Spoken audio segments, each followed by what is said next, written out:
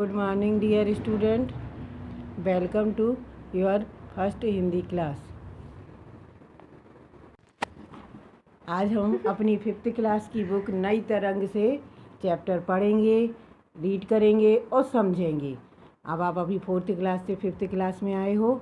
अब हम अपने चैप्टर को देखेंगे नई तरंग बुक से और चैप्टर पढ़ेंगे। सबसे पहले चैप्टर में कविता है। पाठ 1 झंडा अभिवादन। हमारे उसमें क्या है, सबसे पहले पाठ में क्या है, एक कविता है। कविता का नाम है झंडा अभिवादन। अब हम अपनी कविता का परिचय पढ़ेंगे। प्रस्तुत कविता कवि श्यामलाल गुप्त पार्षद द्वारा रचित है। यह कविता देशभक्ति पर आधारित है। इसमें हमारे राष्ट्रीय ध्वज तिरंगा का वर्णन किया गया है। क्या किया गया है? तिरंगे झंडे का वर्णन किया गया है और इस कविता के कवि श्यामलाल गुप्त पार्षद है। अब हमें एक पिक्चर दिखाई दे रही है जिसमें 2 बच्चे हैं। वो क्या लिए हुए हैं? हमारा राष्ट्रीय ध्वज लिए हुए हैं। दिखाई दे रहा है हमें बच्चे ध्वज लेकर और कविता गा रहे हैं। विजयी विश्व तिरंगा प्यारा, झंडा ऊंचा रहे हमारा, सदा शक्ति बरसाने वाला, प्रेम सुधा सरसाने वाला, वीरों को हर्षाने वाला। क्या है? हमारा जो तिरंगा है वो क्या है? विश्व को विजय करने वाला है। इसलिए हमें अपना तिरंगा प्यारा है और इसलिए बच्चे क्या कह रहे हैं कि हमारा झंडा सदा क्या रहे? ऊंचा रहे। सदा शक्ति बरसाने वाला, सदा मतलब हमेशा अपनी क्या ताकत दिखाने वाला। प्रेम सुधा सरसाने वाला, प्रेम सुधा का अर्थ होता है प्यार का अमृत बहाने वाला। वीरों को हर्षाने वाला और वीरों को प्रसन्न करने वाला है।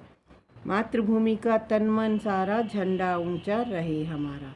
और क्या है? जो हमारा तन मन है वो क्या है? हमारी मातृभूमि के लिए समर्पित है। झंडा ऊंचा रहे हमारा। अब हमें पहले की जो पंक्तियां हैं उसमें क्या बताया गया है कि जो हमारा तिरंगा है जो विश्व को विजय करने वाला है, इसलिए हमारा तिरंगा सदा ऊंचा रहे। हमारा तिरंगा सदा अपनी शक्ति को मतलब अपनी ताकत दिखाने वाला है। प्रेम सुधा मतलब क्या होता है? प्रेम का अमृत बरसाने वाला है। और हमारा जो वीरों को क्या है? हमारा झंडा जो है एक नया जोश भरता है वीरों में और हम वो अपनी मातृभूमि के लिए अपना तन मन सब न्यौछावर करने के लिए तैयार हो जाते हैं। स्वतंत्रता के भीषण रण में लख कर जोश बड़े क्षण क्षण, कांपे शत्रु देखकर मन में। क्या है?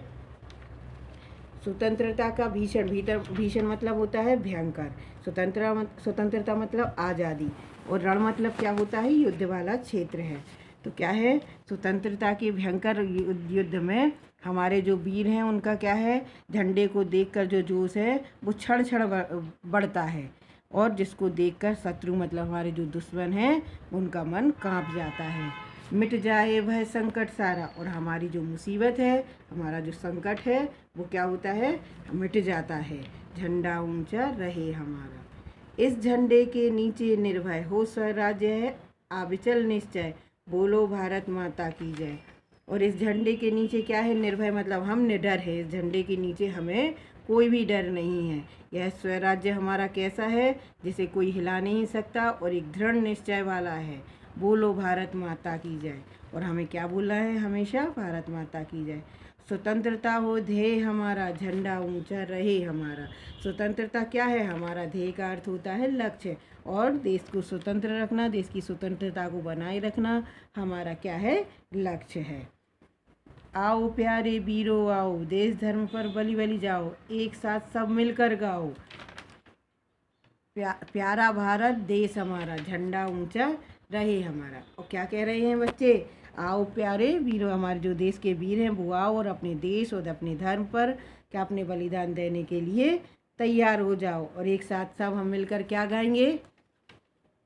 प्यारा भारत देश हमारा, झंडा ऊंचा रहे हमारा। इसकी शान न जाने पाए चाहे जान भले ही जाए, विश्व विजय करके दिखलाए तब हो प्रण पूर्ण हमारा, झंडा ऊंचा रहे हमारा। और क्या है कि हमारे इस देश की जो झंडा है उसकी शान कभी न जाने पाए चाहे हमारे प्राण चले जाए और हमें क्या करना है, सारे संसार को विश्व विजय करके दिखलाए, सारे संसार को जीत कर दिखाना है। तब हमारा क्या होगा, हमारा प्रण पूरा होगा, हमारा लक्ष्य पूरा होगा। झंडा ऊंचा रहे हमारा, विजयी विश्व तिरंगा प्यारा। हमने पूरी कविता पढ़ ली, समझ ली। अब कविता से हमने क्या समझा, इस परिस्थिति में, हर तरह की परिस्थिति में हमें हमारे झंडे को ऊंचा रखना है। तिरंगा हमारे देश की शान है, अर्थात राष्ट्रीय झंडा राष्ट्र के गौरव का प्रतीक होता है। तो हमने क्या समझा कि हर परिस्थिति में अपने झंडे को हमें ऊंचा रखना है।